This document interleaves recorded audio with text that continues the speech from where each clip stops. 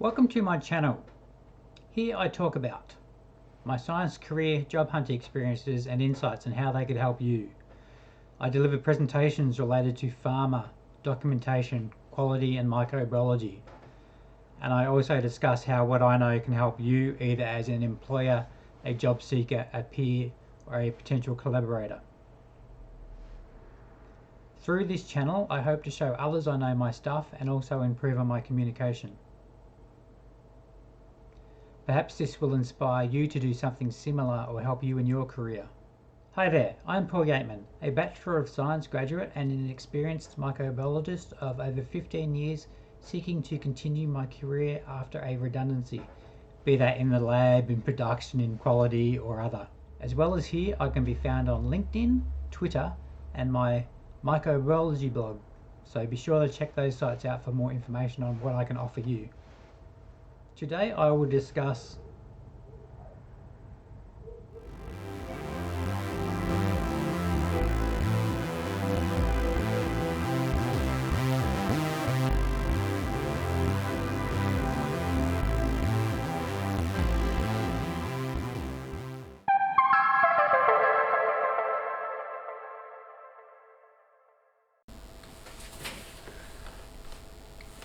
Welcome to Method and Equipment Validation, presented by me, Paul Yateman. I first developed this presentation in 2006 as part of a series of 12 training packages to be delivered to my team each month. Recently I updated the training to include recent references and to keep it current, and I figured I may as well do a little video presentation of it, so enjoy.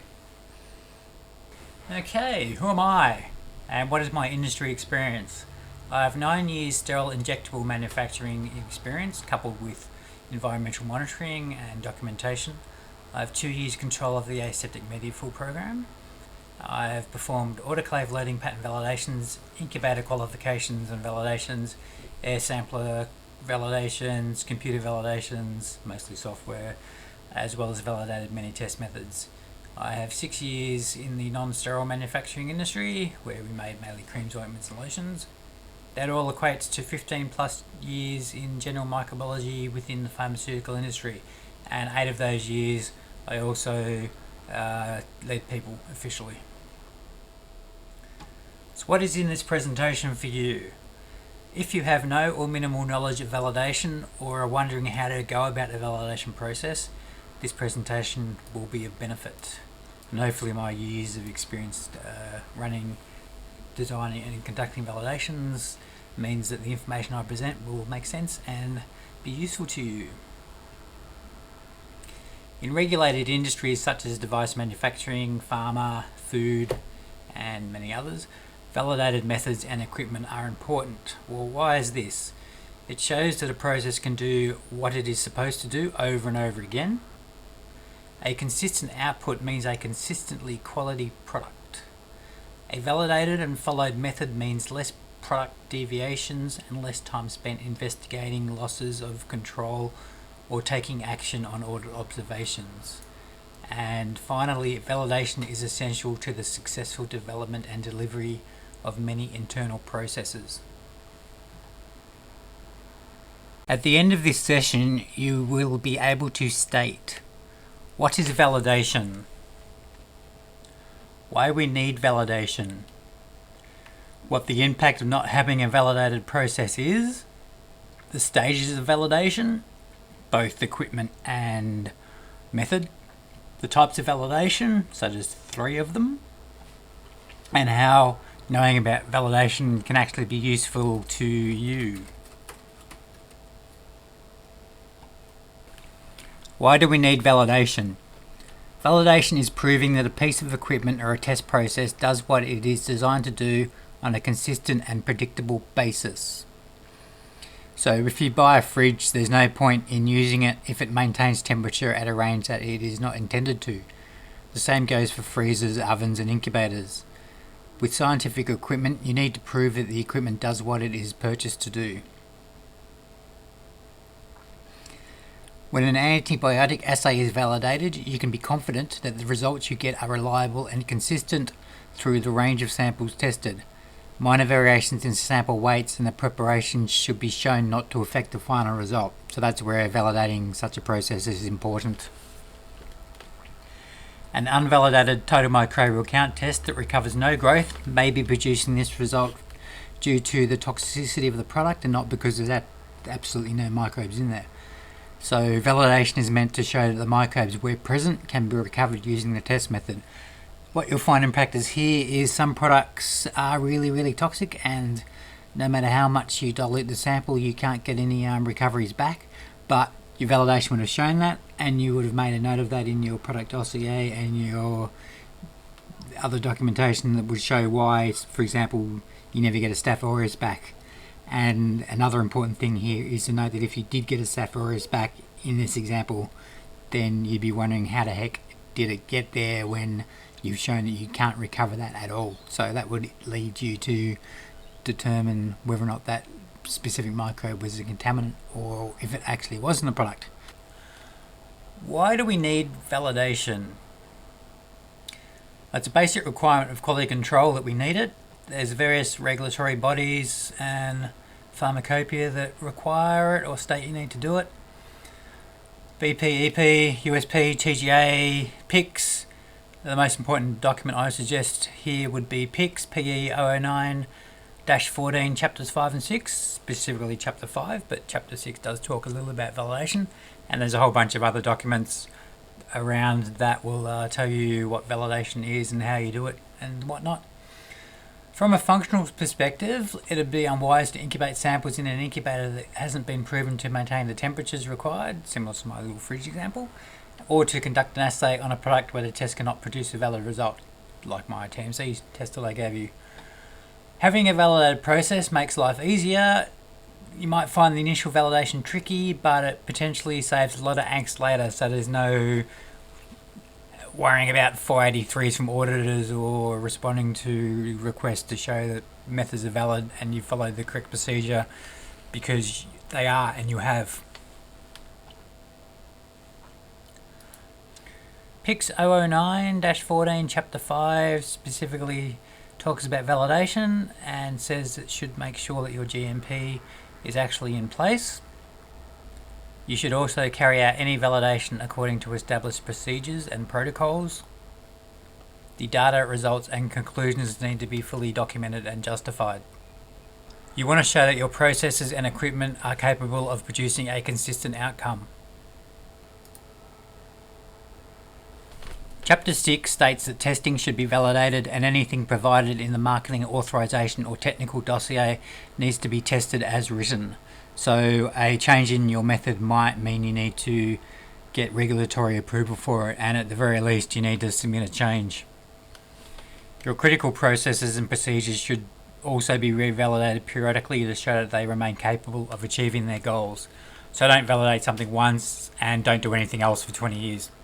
You've got to show consistently, preferably every year or two, that the process is valid. And for equipment, I would suggest you revalidate every 6 to 12 months, depending on how critical it is and your risk assessment, of course. What is the impact of not validating? You will be unable to prove equipment or plant is suitable for the intended use and that it does what the vendor says it is capable of and what you are saying it's capable of. You will be unable to prove test results are valid or accurate. It can result in difficulties in audits if a validation doesn't have records or the records aren't available. So make sure that when you do go to all the effort of documenting your processes, they're easily retrievable. And ultimately, not validating a process can lead to products being declared as adulterated, which is bad because that leads to product recalls and potentially impacts on patients who may be immunocompromised or otherwise really sick. So why is all this important? If you, as the manufacturer, cannot support the results you obtain, then the product you are selling can't be purported to do what it is stated to do or be what it is stated to be. For example, you're going to be claiming that products are free from microbes and they're stable for a certain time period at a certain temperature, and that filling machines can fill, say, a 10 mil volume when they're set to fill at 10 mils. All this sort of stuff, like your claims, need to be validated and proven and shown that they are actually doing what they're supposed to do, and anything on the label of a product is actually the product. And also here you want to make sure that, say, if a product says it's got product X in it, it doesn't have product X and product Y or product Y, like the hand sanitizer in gin case that we had in recent weeks. Talking about the stages of equipment validation, there are 4 main stages. We have the DQ or design qualification, which details what you may want to test or what you might want the equipment to do. It may incorporate a user requirement specification, which is written with no particular brand or model in mind, which is very important. No preconceived ideas about the actual equipment brand that you're going to get or model that you're going to get, because you want to actually determine what is out there. Next up is the installation qualification. This confirms you have what you paid for. Does the equipment meet the URS requirements? Is everything that was on the box in the box? And is the unit installed properly? Following the IQ, we have the OQ or operational qualification. This tests that while fallow, the unit does what the DQ and the URS requires it to do. As in, does the unit hold temperature and pressure correctly if it was, say, an autoclave. Finally, we have the performance qualification. This tests that in operation the unit does what the DQ and the URS and the OQ does. It basically confirms that everything in the OQ stands up when the equipment is actually in use. For method validation, the following documentation and subsequent work is required. We have the validation protocol, which is comparable to all 4 stages of the equipment validation insofar as it sets out what is done and why. So the DQ, the IQ, the OQ and the PQ. And we have the validation report, which documents all of the work done and presents valid conclusions, which ideally will show that the method is suitable for use, and also discusses any deviations that cropped up during the testing and all that other stuff that you have to do. When drafting the documentation, you need to seek input and consult with your subject matter experts. When obtaining approval, a department head is needed, and for the final sign-off, the head of your quality department. What are the types of validation? Validation comes in 3 flavors. Prospective, which is the preferred way of doing things. Concurrent, which is only for exceptional circumstances and typically would require government or regulatory body approval. And retrospective, which is for well-established historical methods and normally products are on the way out. So you want to show that they're good before you ditch them from the market.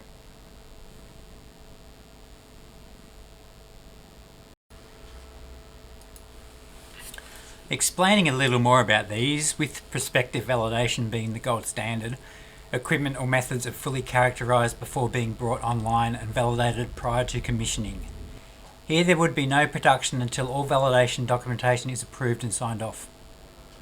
A master validation plan might be used to encompass everything at your site here. Concurrent validation. Well, this is done under exceptional circumstances only. For example, mass producing a product for an urgent public health need, such as, say, a COVID-19 vaccine. It needs approval by your internal reg, by QA and by the government, so regulatory bodies. So in Australia, that would be the TGA. Ideally, your test methods and equipment will have undergone prospective validation. Your plan has been built and your production is underway.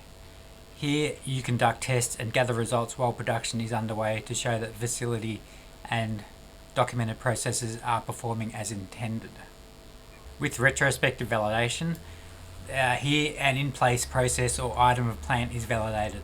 The bulk of this would be done on old processes and procedures that were either poorly documented before there was a need to extensively document such things, so about 1962. For example, something developed in the 50s and was grandfathered, meaning that the claims as to the processes were accepted at the time without a review. In 2006, the FDA introduced an approved drugs initiative with recommendations that retrospective validation be conducted on all your products that hadn't had any validation. Here, the amount of effort you put into validation comes down to a risk assessment. If the equipment has been used for years, it will likely have more recent calibration and revalidation documentation, so the need for full validation could be argued against. The same also goes for drugs. A drug sold for years without any recalls probably indicates it's safe, though I wonder about its efficacy. So complete validation could be waived with a lot of historical data in hand. The same goes for your test methods. At the very least, you want to show that 10 CFU in equals 10 CFU out for, say, samples you test, or for the amount of active ingredients stated on the bottle can be recovered. So if you say it's got 200 milligrams per mil of active, you want to show that you can get that back. And you should have a lot of historical data that actually demonstrates this. If not, the level of validation required might need to be raised. The danger with the retrospective validation is that it will reveal that your equipment and processes are unsuitable, which will give you a lot of work to address the situation and justify why you can still sell your products or use your equipment, assuming you are even allowed to. The ultimate aim of the FDA's Unapproved Drugs Initiative was to actually get rid of any unapproved drugs from the market, so whether or not that means you validate them or you just pull them. And where you are transferring a test method across labs or sites, you should review these to ensure that they are compliant with ICH and VICH guidelines, marketing authorizations, and there is actually a protocol to dictate what you actually do during the product transfer. And finally, any protocol deviations should be investigated.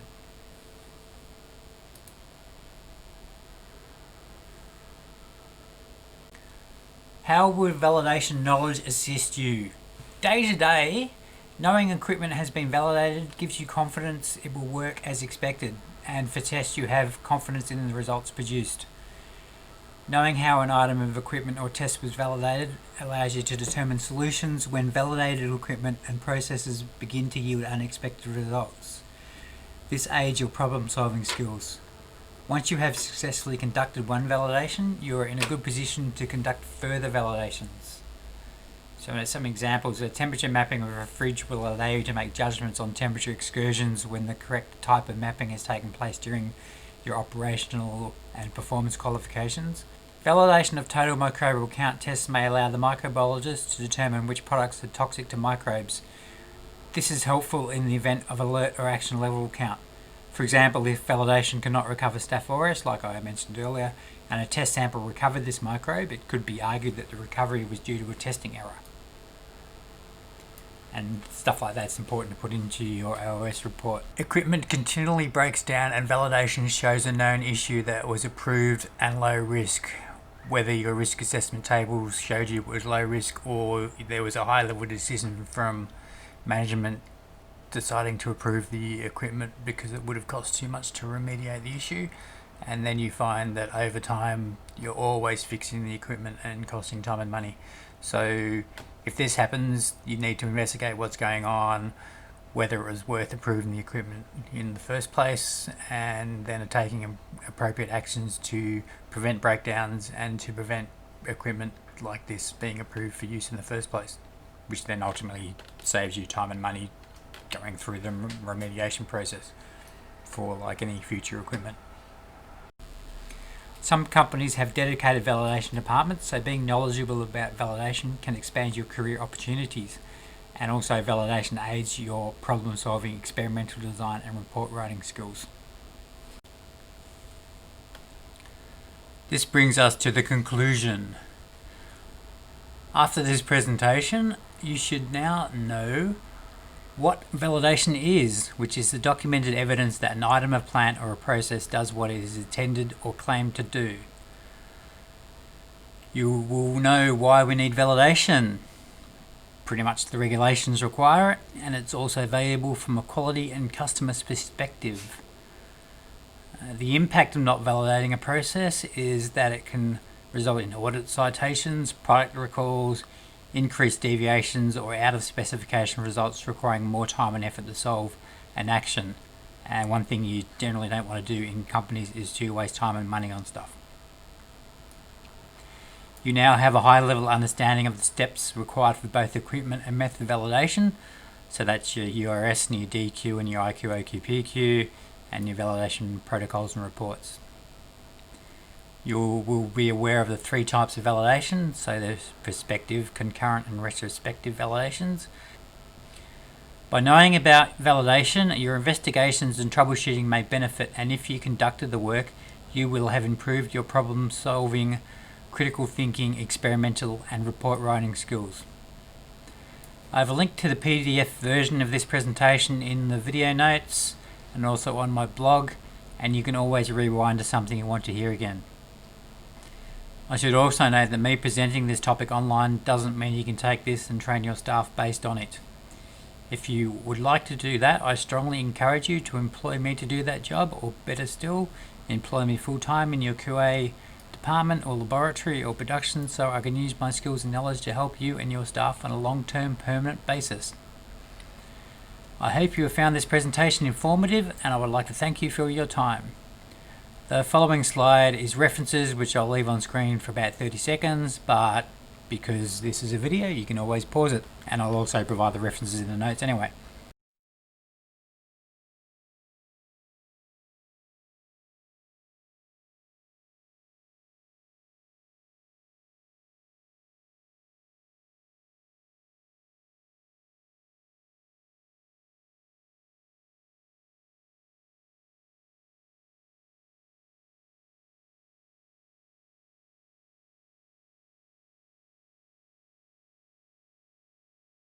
If you have found this video interesting or informative, please subscribe, like, and if you are really keen, share it with others. If you have something to say about this video or perhaps a suggestion for a future topic, please leave a comment. Until next time, this has been Paul Yateman, a scientist seeking career satisfaction. Qapla'!